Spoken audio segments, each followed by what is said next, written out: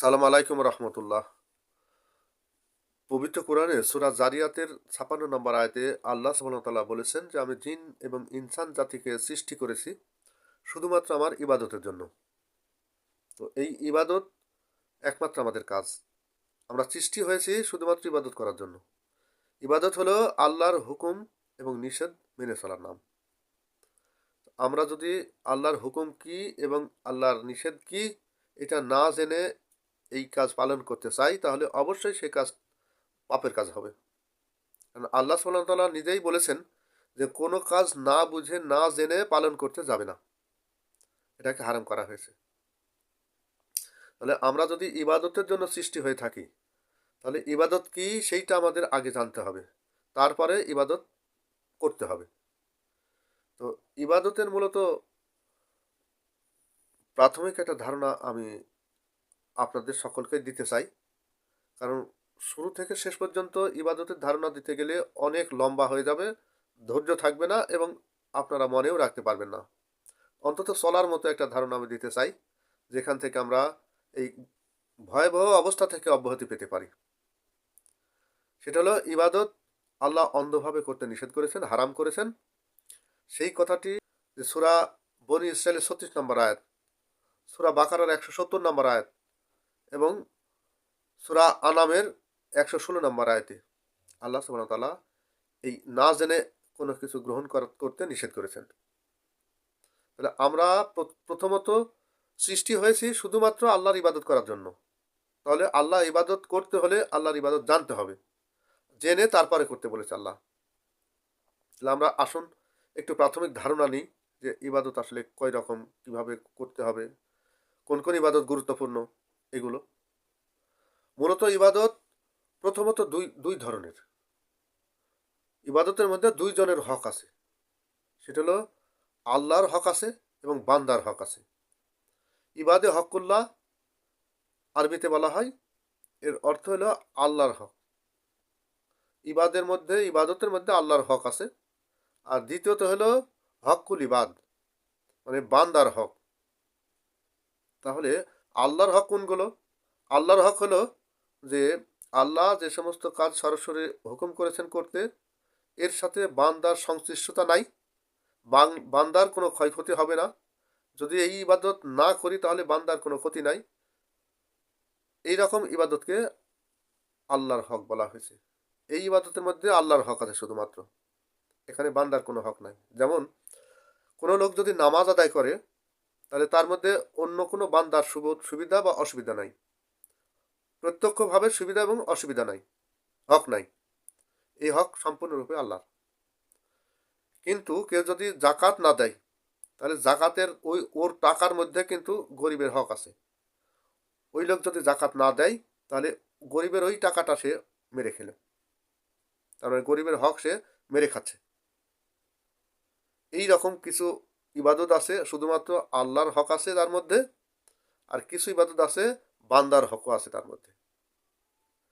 তো আমরা বান্দার হক যদি পূরণ না করি, তাহলে বান্দার হক আল্লাহ মাফ করবেন না। সেই হক বান্দার কাছ থেকেই মাপ নিতে হবে। আল্লাহ বলছেন যে যতক্ষণ না ওই লোক মাপ দিবে ততক্ষণ আমি আল্লাহ মাফ করব না তোমাকে। তাহলে মাপ না পেলে কি হবে? বান্দার হক যদি কেউ হরণ করে, তাহলে কিয়ামতের দিনে আল্লাহ তাকে সেই হক পূরণ করে দিবেন, তার কাছ থেকে নিয়ে। তার ঋণ পরিশোধ করতে হবে তাকেই, যে ব্যক্তি ওই ব্যক্তির হক নষ্ট করেছে, সেই ব্যক্তিকেই পূরণ করতে হবে, আল্লাহ পূরণ করে দিবে না।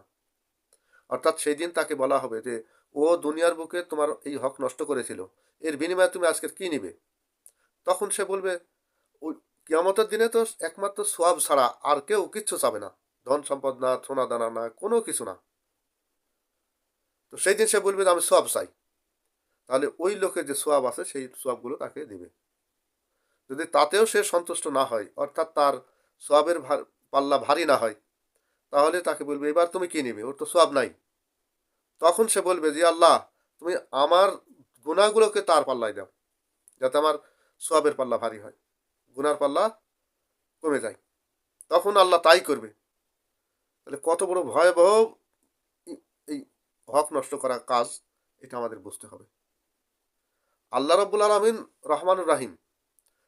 আল্লাহর হক নষ্ট করলে আল্লাহ ইচ্ছা করলে তা মাফ করে দিতেও পারেন, কিংবা আল্লাহ বলেছেন যে সে যদি তওবা করে আমি তাকে মাফ করে দেব। তবে তওবার শর্ত আছে, যে তওবা করার আগে ওকে শর্ত পূরণ করতে হবে। শর্ত হলো যে একই কাজ জেনে শুনে বারবার করা যাবে না। হঠাৎ করে যদি কেউ করে ফেলে বড় পাপ, তাহলে আল্লাহ তাকে মাফ করে দিবেন যদি সে তওবা করে। তো আমি সংক্ষেপে বলছি, কারণ এর আগে অনেকগুলো ভিডিওতে আমি বলেছি তওবার ব্যাপারে, যে আল্লাহ কোন কোন জায়গায় তওবা কবুল করবেন আর কোন কোন জায়গায় তওবা কবুল করবেন না, আল্লাহ নিজের ঘোষণা আছে। তো আমি বিশেষ করে বান্দার হকের ব্যাপারে এখানে উল্লেখ করতে চাই, যে বান্দার হক যদি কেউ মেরে খায়, তাহলে অবশ্যই কিয়ামতের দিনে তাকে ক্ষতিগ্রস্ত হতে হবে নিঃসন্দেহে। কারণ ওই ক্ষতি তাকে পূরণ করতে হবে। বান্দার আজকে যে হক নষ্ট করছে দুনিয়ার বুকে, সেই হক তাকে পূরণ করতে হবে ওই দিনে, কিয়ামতের দিনে। এবং সেই এই ছোটোখাটো হকের বিনিময়ে সে পার হয়ে যেতে পারে, এই সুযোগ তার থাকছে। অতএব আমরা জেনে বুঝে ইবাদত করব। আল্লাহ সেই জন্য বলছেন যে অন্ধভাবে কোনো কাজ করবে না, এটা হারাম করেছেন। যদি আমি নামাজও পড়ি, নামাজ বুঝে পড়ব, যে নামাজ কেন পড়তে হবে আমাকে, আর নামাজ কিভাবে পড়তে হবে আল্লাহ সেটাও বলে দিয়েছেন। আমার মন মতো ইচ্ছা মতো পদ্ধতিতে নামাজ পড়লে হবে না, আমার ইচ্ছা মতো সময়ে নামাজ পড়লে হবে না। আমি রোজা করব, আল্লাহর বিধান অনুযায়ী করতে হবে আমাকে। তাহলে আগে জানতে হবে। এই কথাটি আল্লাহ সুবহানাহু ওয়া তাআলা বলেছেন যে কোনো কাজ না জেনে করবে না। অতএব আমি এই কথাটার উপরে বেশি গুরুত্ব দিতে চাচ্ছি, যে আমরা যখন ইবাদত করব, তখন ইবাদত আগে জানবো, তারপর ইবাদত করব। কিছু কিছু ভাইরা ওই যে ডেকে থাকেন, ভাই যাই করেন আসেন নামাজ পড়ি। ও জানেই না যে নামাজ কি, আর নামাজ পড়তে হয় কি জন্য, কিভাবে পড়তে হবে কিছুই জানে না। তাহলে তাকে বোঝাতে হবে যে নামাজটা এই জন্য পড়তে হবে, যে আল্লাহর হুকুম, এবং এই হুকুম পালন না করলে আল্লাহ মাফ করবেন না। এবং নামাজটা কি সেটাও বলতে হবে তাকে। নামাজটা যে সমস্ত ইবাদত করে এই নামাজে আসতে হবে, এটা তাকে বোঝাই দিতে হবে। ওই যাই করেন, চুরি করেন, ডাকাতি করেন, আসেন নামাজ পড়ি, এইটা একটা মুনাফিকের কথা। এটা কোনো মুসলিমের কথা হতে পারে না। আল্লাহ বলছেন যে নামাজ পড়তে হলে তাকে অবশ্যই ভালো কাজ করে নামাজে আসতে হবে। সূরা বাকারার ১৭৭ নম্বর আয়াতে আল্লাহ বলেছেন যে ওই নামাজের মধ্যে কোনো ফায়দা নাই। ফায়দা হলো তাকওয়ার মধ্যে, অর্থাৎ ভালো কাজের মধ্যে। আপনি খামাখায় ডাকছেন যে আসেন, যাই করেন, চুরি ডাকাতি যাই করেন, আসেন নামাজ পড়ি। মানে ওই লোকও জানে না যে নামাজ কেন পড়তে হয়, আর যাকে ডাকছে সে তো জানেই না। এইভাবে সমাজ নষ্ট হয়েছে, মুসলিম সমাজটাই নষ্ট হয়েছে এই কারণে। আর যেহেতু আল্লাহর হুকুম মানছে না, আল্লাহ তো হুকুম করেছেন যে না জেনে কোনো কিছু করবে না, যাই করতে যাও তা জেনে করতে হবে। একটি মেশিনের ব্যাপারে যদি না জানা থাকে, ইঞ্জিনটা খুলতে গেলে সে ইঞ্জিনটা নষ্ট করে ফেলবে। আর যদি তার জানা থাকে, তাহলে সে ওই ইঞ্জিনটা ভালোভাবে আবার লাগাই দিতে পারবে, সেট আপ করে দিতে পারবে। সুতরাং আমাদের ইবাদত করলে, আমাদের জন্মই তো ইবাদতের জন্য, তাহলে ইবাদত করতে হবে অবশ্যই। আর ইবাদত করতে হলে আগে ইবাদত জানতে হবে। আর ইবাদত জানতে হলে পবিত্র কোরআন মাতৃভাষায় পড়তে হবে। পড়ে বুঝে যেগুলো আল্লাহ ফরজ করেছেন সেই কাজগুলো করে ইবাদত কি তা বুঝে সেই ইবাদত পালন করতে হবে ভাই। আশা করি আমি আপনাদের বোঝাতে পেরেছি। আমরা যাই করি তা বুঝে শুনে করব, তাহলে সেই কাজটা আমাদের দ্বারা ভালো হবে। সবাই ভালো থাকেন, সুস্থ থাকেন।